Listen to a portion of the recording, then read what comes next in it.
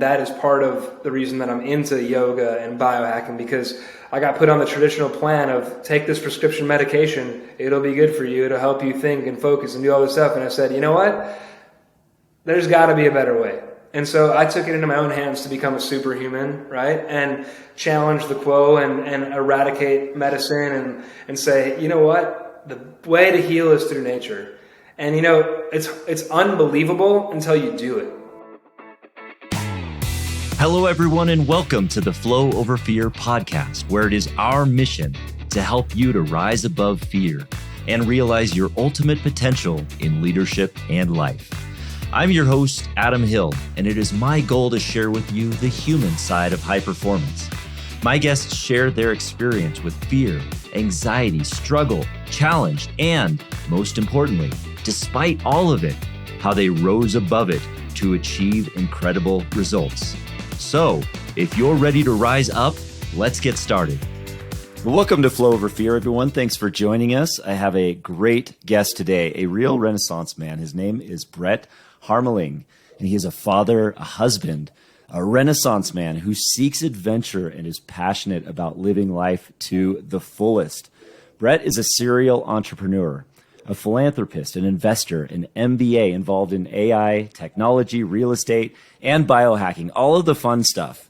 And he, as a 10-plus year, 500-hour certified yoga instructor, he is driven to help people unlock their full potential through energy optimization, movement, and biohacking.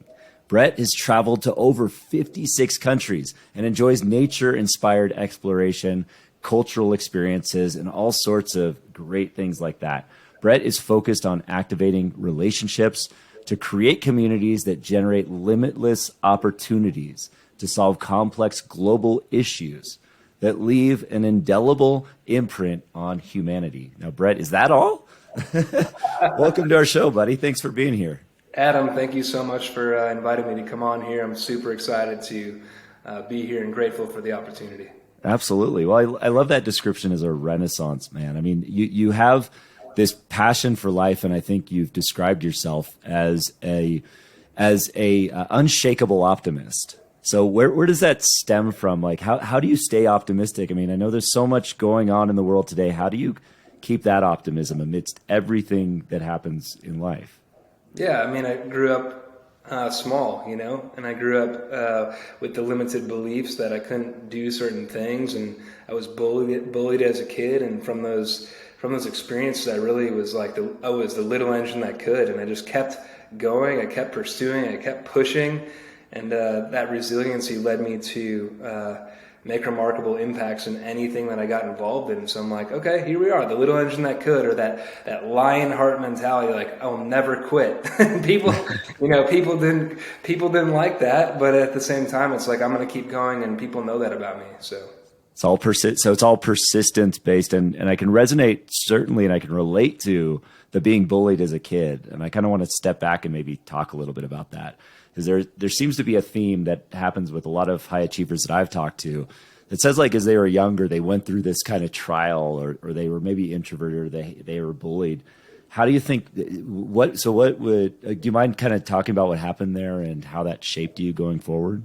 Definitely. So as a kid, you know, I always felt kind of limited. I was a people person, and, you know, I grew up in a small Dutch village with a pathway for success, and I was seeking how to get out of the pathway. Now that I'm older and I have a son, I'm really grateful that I had that discipline and that focus moving forward. But I was the black sheep. I was the crazy kid running around the classroom asking questions, having the hardest time understanding simple things, and also the kid that was the most curious and creative with projects, and always challenging the quote, breaking the rules, you know, as they say.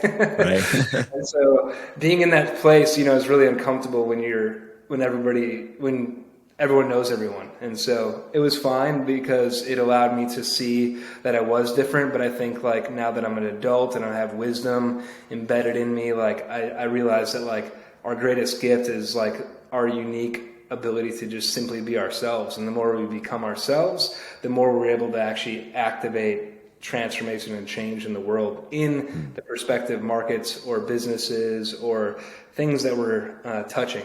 So it's all related. And, I was picked on because I was little. And so it just made me want to do better and prove people wrong. And, kind of also that leads to like that performance-based love. Like I want to be seen, and so I'm going to do this. And that also has, left its own wounds and scars. But, you grow through those experiences. And now that I'm happily married to my wife, Lucia, have a kid, and I'm on the pursuit of happiness daily. And, that's important that it's, gratitude and happiness is a choice.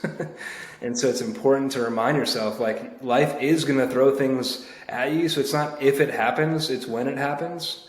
And so all of the trauma and all of the things that have, maybe set myself back, they've really been great teachers in helping push me forward in ways that I would have never been able to do without those things happening. Well, there's a lot of wisdom in that statement that trauma is a teacher, and I know that comes from a lot of experience, and not a lot of people, I think, can grasp that right away, right? With the idea of trauma being a teacher. Trauma is just a bad thing that people experience. So, I guess how did you shape that perspective on it, that wisdom, so that it kind of shapes your life in a positive way? So you had to have gone through some pretty big trials to have had experienced that, right? Yeah. So I navigated through some difficult life lessons. One that I'm comfortable sharing would be like losing my sister Christy in a tragic boat fire. Her and 33 other people unfortunately left planet Earth from that fire. And so, wow. In working with my therapist, by the way, therapy is awesome and cool, and you should engage and just bring light to your darkness, because you're not alone. Grief is not a linear process, and so it goes in waves. But my therapist, really taught me that every feeling is temporary, whether it is good or it's bad. And something that I learned, tapping into Tony Robbins' teachings, is that life is happening for us, not to us. And so that takes away that victim mindset. It's really easy to play small and tap into that fear-based mindset, because a lot of things on a daily basis come across our desks or, into our home that are, someone would say negative. And so it's what it is that you're absorbing, whether it's simply light, we're energetic beings and we vibrate with frequencies. And when we're not connected to the frequency of love and gratitude, then we just, as humans, become dysregulated, and we just attract things into our life that are not even intentional. And so it's really important to manage your own energy and take 100% responsibility of how you show up in life. Yeah. And I teach people daily, it's your energy introduces you before you even speak. And so, since childhood, transforming those wounds into wisdom over the course of my life has allowed me to, be a part of circles and help others navigate through some of the most difficult things that you could possibly imagine. Yeah. I mean, it's hard to imagine the kind of tragedy that you would experience suddenly losing, your sister and 33 people on that boat. It's something that's hard to grasp, but to be able to turn that into the wounds into wisdom, as you say, which is it's a brilliant way of putting it. I mean, we have an opportunity in this world to help other people, especially given our experiences, and even if they're, really challenging experiences. And it's a beautiful, beautiful thing that you're doing that in the world. You're taking your experiences and you're sharing how to help people, how to stay optimistic. You almost put this sense of science behind optimism in that way, it sounds like, because you're talking about how the brain is, conditioned on that way.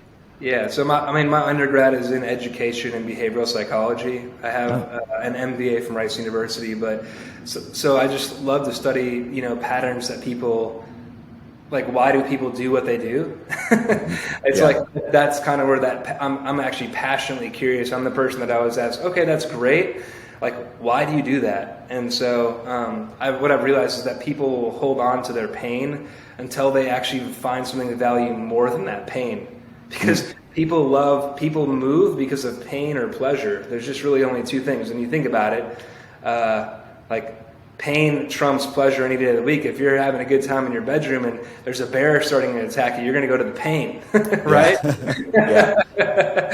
And so all suffering just comes from focusing on ourselves. When you stop focusing on yourself, you truly are able to see the bigger picture. But we really internalize that pain, and it feels good sometimes. And because when you're in pain, think about a time in your life when you felt pain.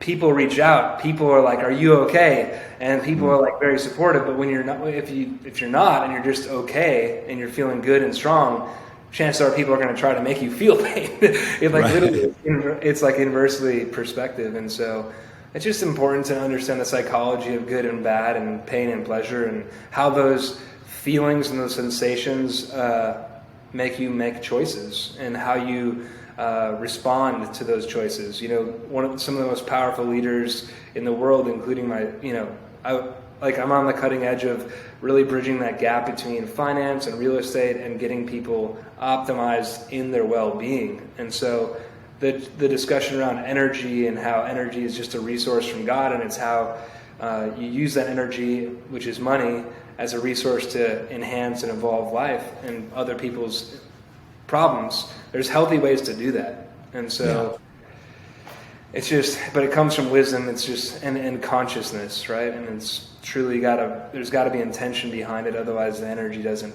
do anything.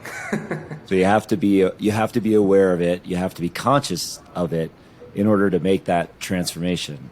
It sounds like. So, yeah. And you seem to have a lot of a really strong experience with that, as far as turning, going away from that pain to something more valuable. And I can find it relatable to a lot of people, because I when you're saying that reinforcement of, you get reinforced when you're in pain, you get the sympathy.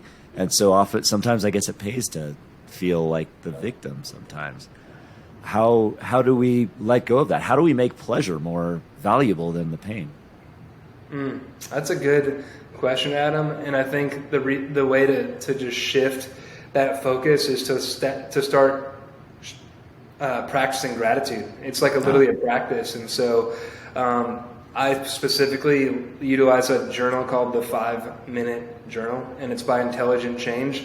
Literally the simplest thing you can ever do. You journal in the morning for about 3 to 5 minutes, if that, and then you journal at night. And it just asks you really simple questions that help you step into like that space and that mindset of like, oh yeah, like I'm not alone. I am powerful. I am worth loving. I'm okay. Like these things are really substantial. And if you're operating with that energy of abundance, then like not a lot of problems that come across come across your path are going to really bring you down. You're going to be like, oh, problem. Okay.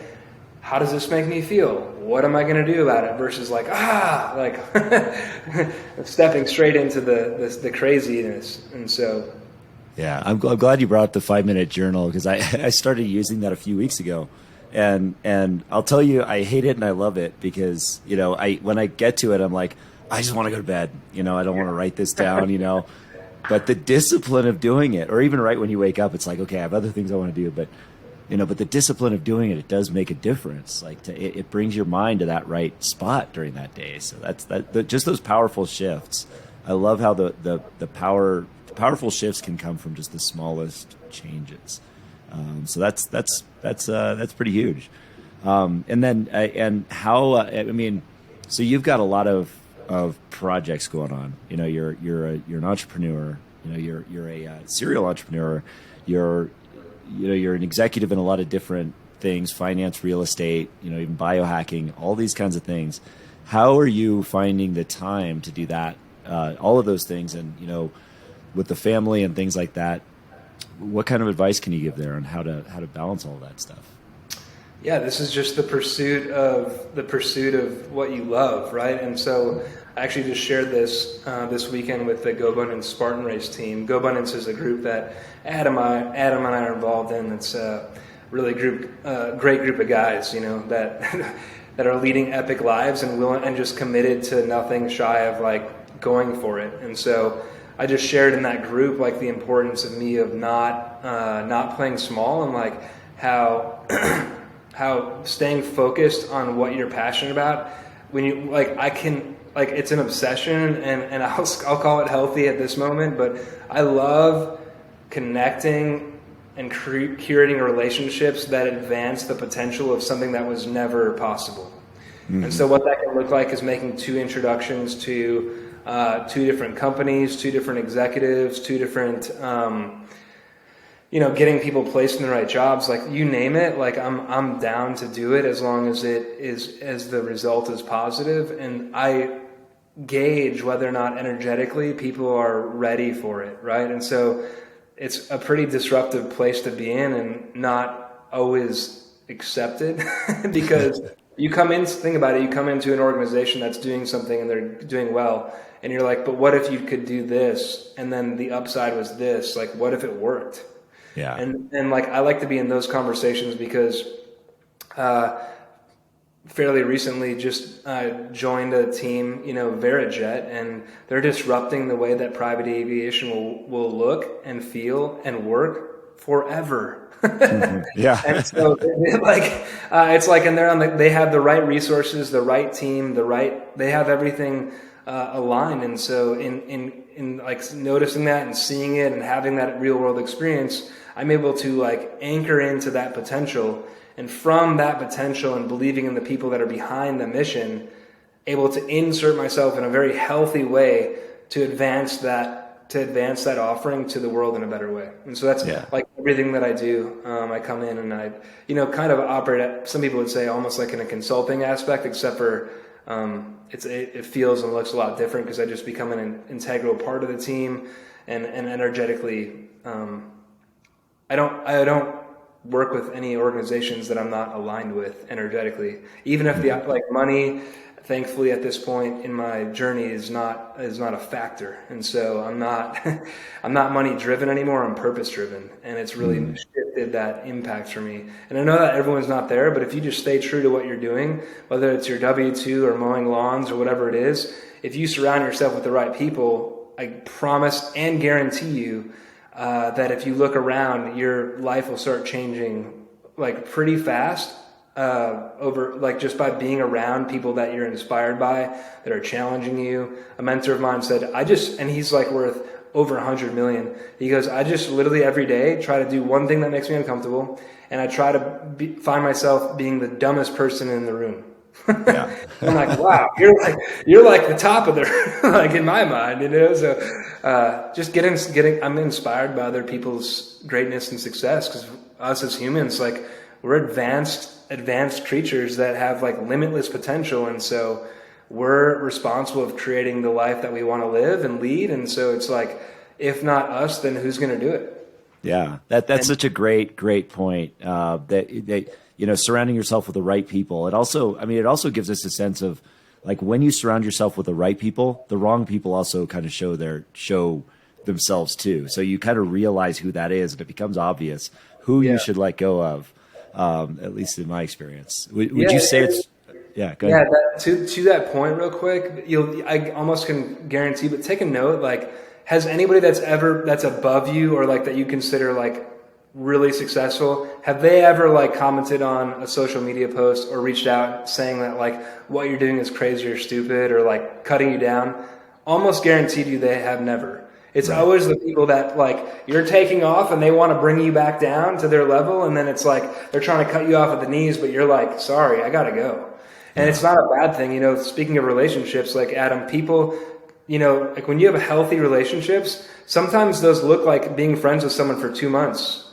And so that non-attachment, or in yoga, as we call it, aparigraha, which is like the attachment to nothing and just being okay with just who you are and where you're at in life and your circumstances, is something it's like a superpower, right? Just being okay with where you are. And if you don't like where you are, God gave you a superpower, and it's called the gift of choice. And from the gift of choice, us as humans, which we're the only mammal that has the gift to make a choice. We can choose, where we're going in our life. And if you don't like something, like, stop doing it and then shift immediately, because, the greatest thing is like you don't have time. Like the time is now. Yeah. And that's a lesson that I learned through, my sister leaving us early and making a heavenly departure. And I'm like, wow, okay, I thought I was playing pretty big before, but now I'm going like full send every day. Mm-hmm. Yeah. So that experience of losing your sister, that really changed your perspective on things. It pushed you in a different direction, pushed you to live bigger.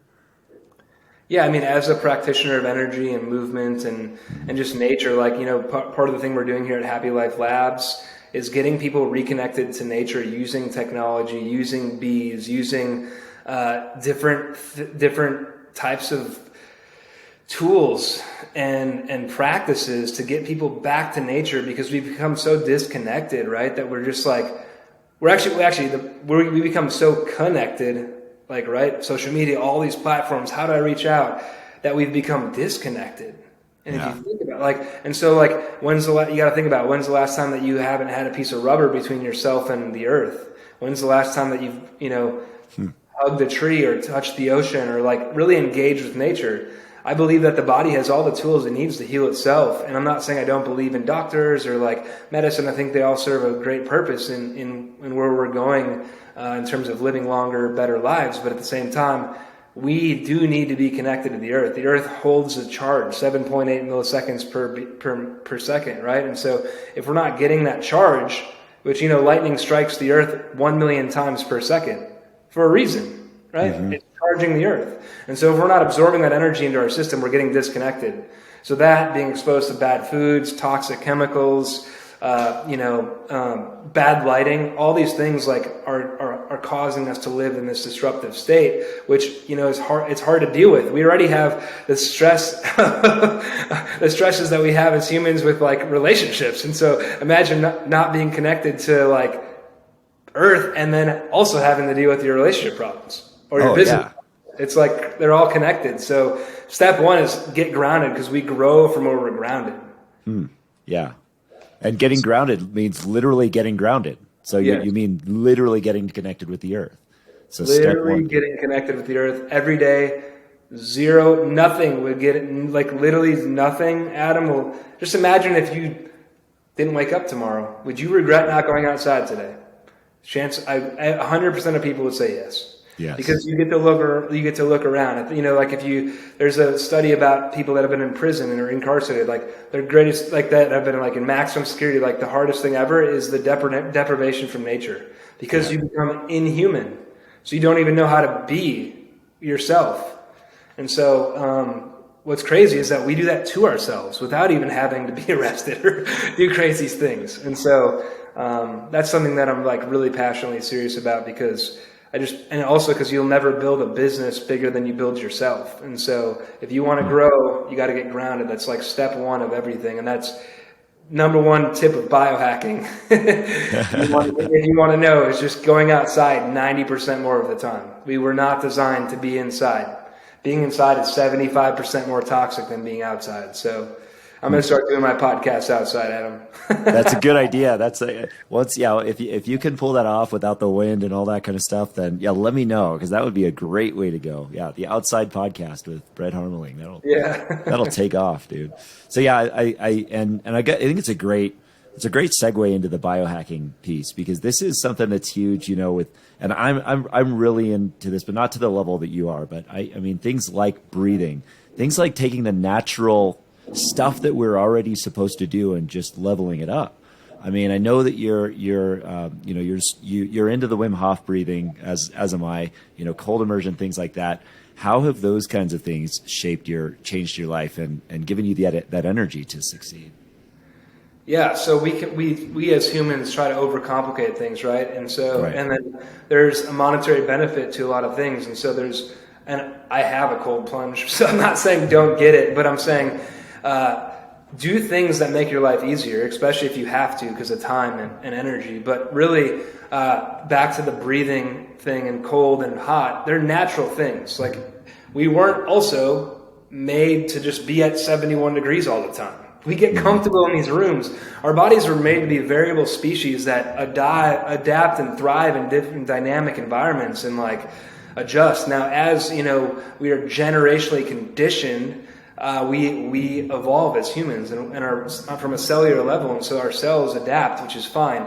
But like breathing is like the most easiest way. Like if you've ever done a Wim Hof session, if you haven't ever done one, please do one. Yeah. Basically, you're just introducing more oxygen into your system. And if you do a 2-minute Wim Hof breathing session, you will literally feel like you just had 4 espressos. And so you're bringing more oxygen into your system. More oxygen means more energy. Same thing with, structured water. You don't need to drink as much water as you probably think. You just need to drink the right kind of water. So just getting curious and just asking yourself why you're doing it, is the number one question. Just why should I drink that water versus this water? Why should I look at that light versus this light? There's different techniques to breathe, right? Speaking of Wim Hof breathing, there's also breathing to bring your heart rate down and go to sleep and put yourself to rest so that if you wake up at 4 a.m. like I do because I have a little kid, that you can take a conscious 20-minute full deep REM power nap in the middle of the day. It's like heaven. Yeah. And that 20-minute power nap equals about 3 hours of regular sleep. But you have to train yourself to do it. Wow. So what kind? So I know there's a lot that'll go into that 20-minute power nap, but really, if is there a kind of a Cliff's Notes you can provide to like how do you breathe to get yourself into deep REM that quickly? Is there a way you could do that? Well, it's a conscious practice, and our bodies are designed to actually sleep on the ground too, as well. And so it's also best just from the natural flow of your spine and the way the earth is to sleep on your back, right? Because your neck is the portal between your head, your heart, and your stomach. And so if you're not aligned, if you're doing this, even like 1 degree, like over time, it creates problems. And I'm not saying I can sleep perfectly on my back, but at the same time, nasal breathing and longer exhales, like conscious, like literally I can probably put myself to sleep within 5 breaths. My wife can attest to this. But like, wow. It is a practice, and it's settling your mind to a state where, you really have to practice, like to the level of letting your eyes roll back to the back of your head and like looking down at your craniosacral ridge and like knowing what that feels like. And then just doing a full body examination, like where do I feel this, where do I feel that? Breathing energy through the system all the way through that pain or through that tight spot or whatever it is you're feeling, and then back out because it releases that initial tension that actually keeps people like fidgeting and awake. So that, and then temperature. 68 degrees is the optimal sleeping temperature, by the way. So you can use things like Sleep Me, which is a mat that you put underneath your mattress, like on top of your mattress, which is incredible. It regulates your body temperature. Light, and so you want 100% black light. Like I'm the crazy person who tapes the lights of the fire extinguisher, of the fire things, even in hotels. Like I can't have any light. Yeah. Because your body, after the sun sets, your natural circadian response is it's time to go to sleep. So the only light that you should be seeing is the same energy wavelength as candles and fires. Mm-hmm. So you think about that, that's pretty crazy because we really have set ourselves up in today's world to not be able to do that. Yeah. Well, yeah. So we have lighting system in our home where we can calibrate the energy of the lights based on where the sun is. That's so true. I mean, and you make a great point there regarding, just our evolutionary condition to experience these things. And all of a sudden within 100 years, we're all of a sudden, boom, like all of the stimulus, light and televisions and news, everything's at our fingertips.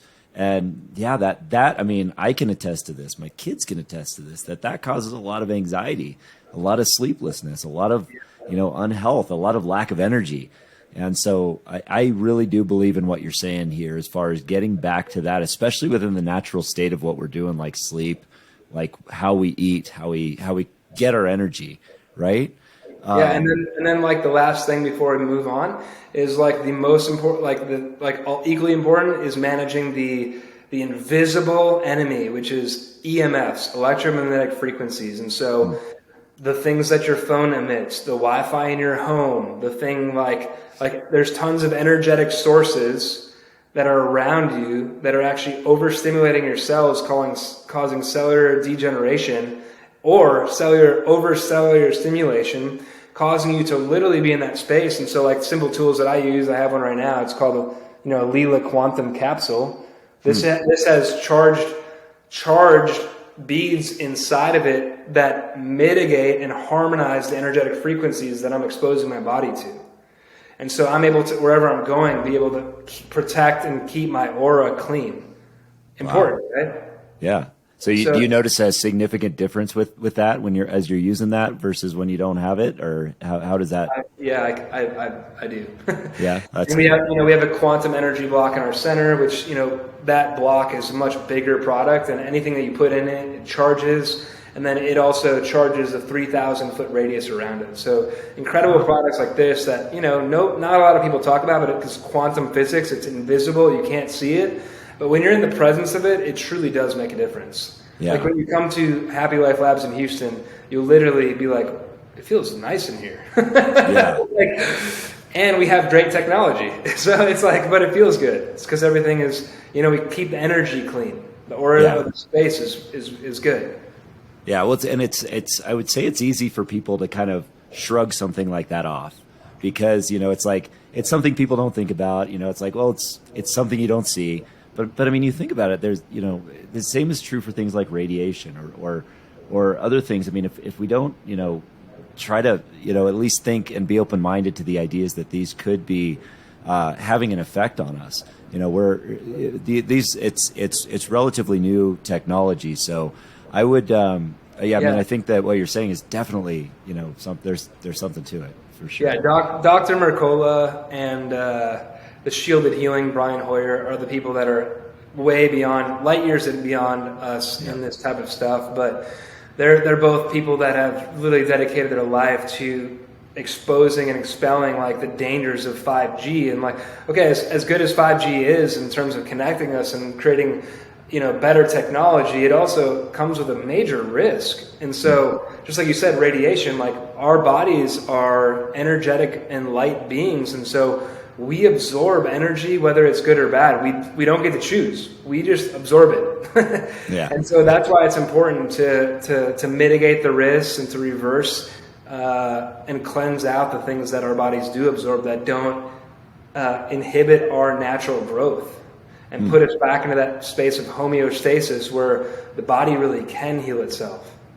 Yeah. We start to see things like neurogenesis, where you have new pathways of the brain opening up. You have cellular rejuvenation, mitochondrial stimulation. All these beautiful things start happening when you bring the body back to balance.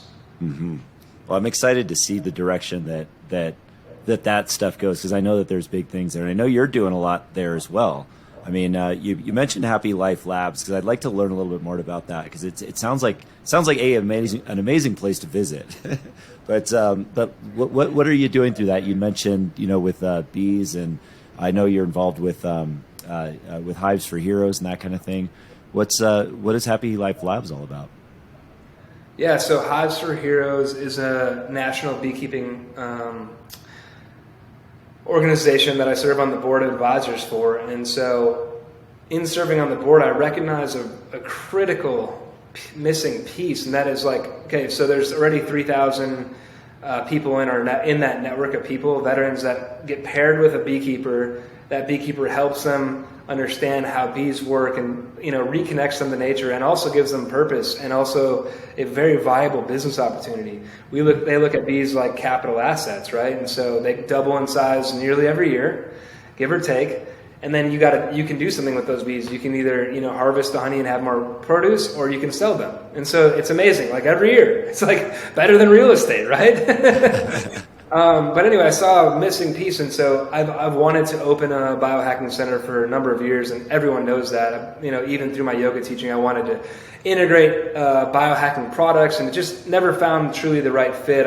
Have helped a couple studios integrate the red lights, the full spectrum sauna space, near infrared lights into their studios. But I'm like, I want to create a center or a lab, we call it a lab because when you come here, you'll see all sorts of things that you've probably never seen, and you'll get to actually experience them and play with them and learn about them and just be in the energy of like new thinking. And as adults, which this place will primarily be focused on, executives and healing our nation's heroes, you'll come here and you'll leave with like kid-like energy, like, oh my God, like I don't even know what to think. It's like going to a museum that you've never been to, like, right? Like there's gonna be tons of experiences and tools and products and just conversations that are going to be had that you've likely never had. And so and that's not to go against anything, that's actually to enhance, like I say, question everything. Everything. Like if I'm going to do this vaccine, why am I doing it? If I'm going to do this pill, why am I doing it? If I'm going to do an ice bath, like why? Please tell me why. Mm-hmm. And it's not it shouldn't be your doctor's or my job to tell you why. You should figure out, based on what the thing is that you're doing, how that impacts you or other people, and then make a conscious decision. Because once again, to reiterate, which I'll never stop saying, is that your greatest gift is that you have the ability to choose. Yeah. If you're doing something or you're unhealthy or you don't like the way you look, for goodness sakes, like do something different. We have a consciousness mirror in this place where you just sit in front of it. You set the timer for 3 minutes and you have to look at yourself. Wow.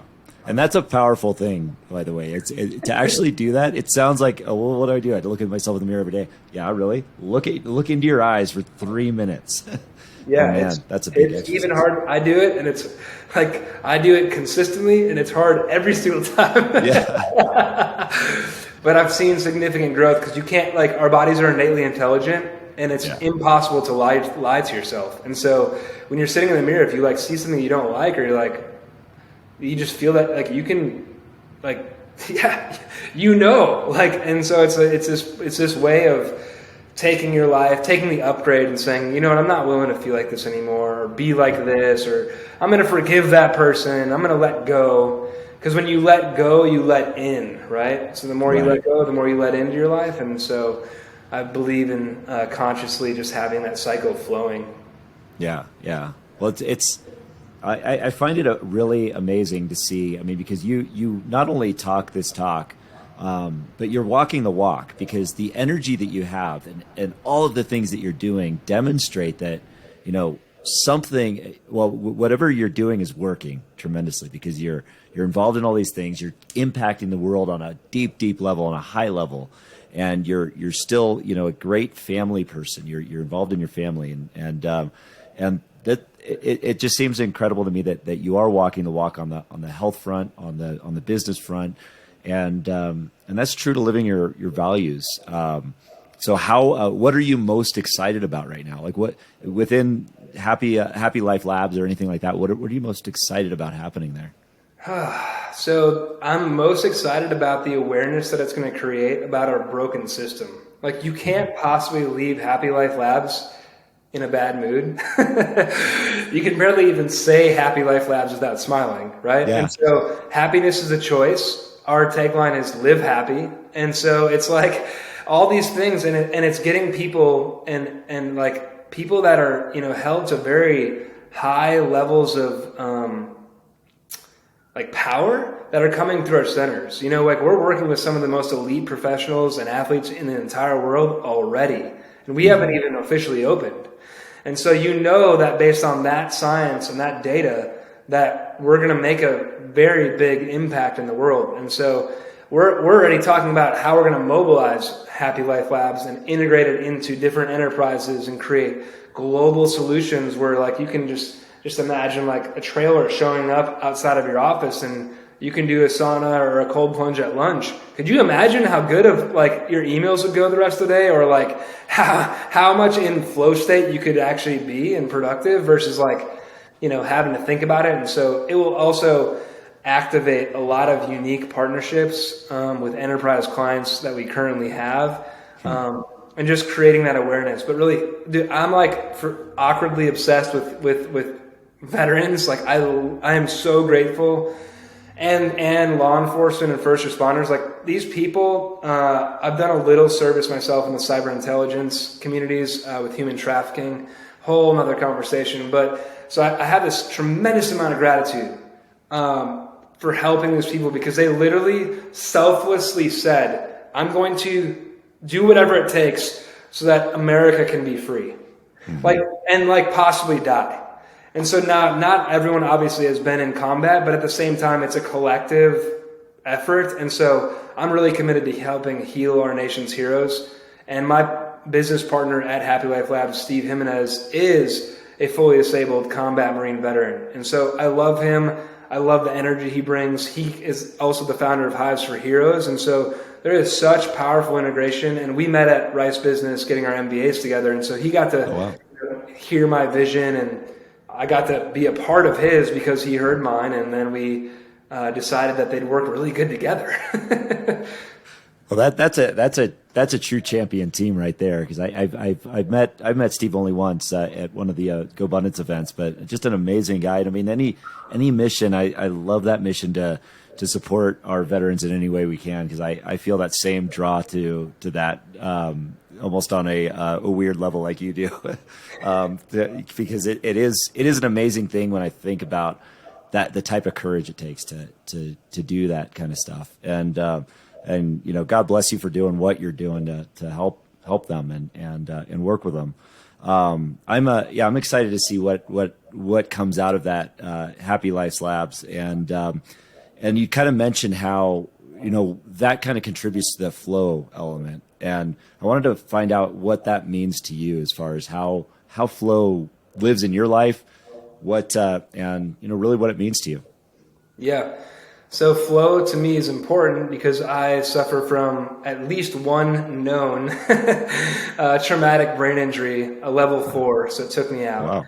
Wow. And so I've had to battle that injury my whole life. And that is part of the reason that I'm into yoga and biohacking, because I got put on the traditional plan of take this prescription medication. It'll be good for you. It'll help you think and focus and do all this stuff. And I said, you know what?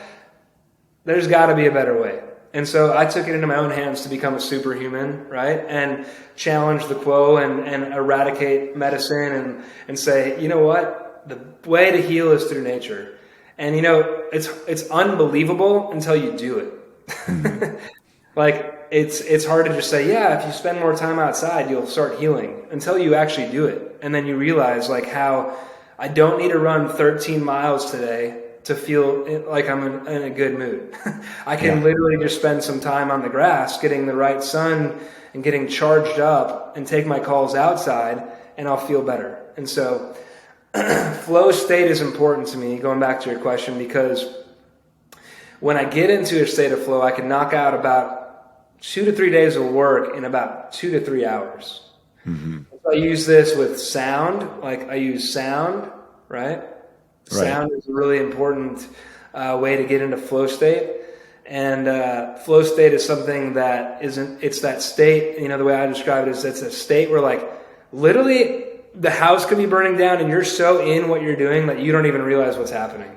Yeah. And that is so beautiful. And that's only created through pure presence. And so whatever it takes you to get into that state of pure presence, that's how you can actually feel flow state, or like invincible, or like, hold my beer, I can do anything, like whatever that feeling is for you. It's just like that is a really beautiful place to be in.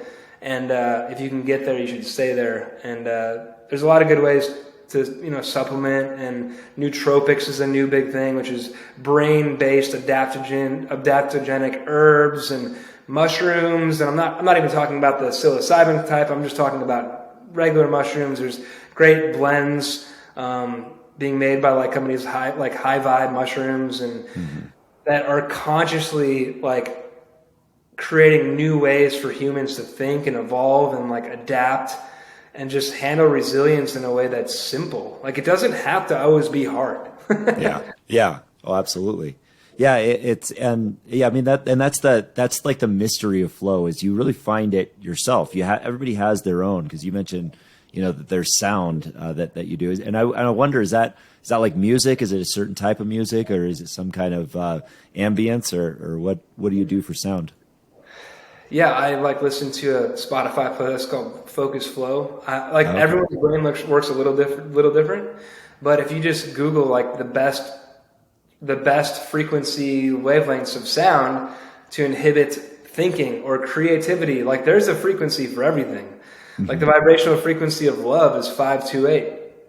So, wow. 728 hertz, if you hear that sound, it's literally almost impossible for your heart not to just start opening up and breaking down those barriers that you put up around it. Wow, that's pretty cool. Yeah.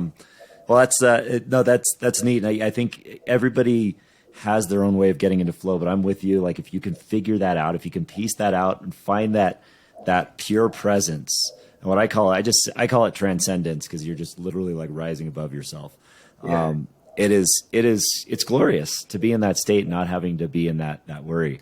And you're doing a lot of things to really, level yourself up. And like I say, lead by example in these cases. So I'm very grateful that you were able to share some time with us to present a lot of these things. And there's definitely room. I really love to have you back because I want to go deep on some of this stuff. And like, I know we could spend hours doing that, but where in the meantime, where can people find you and what do you, what's next for Brett Harmeling?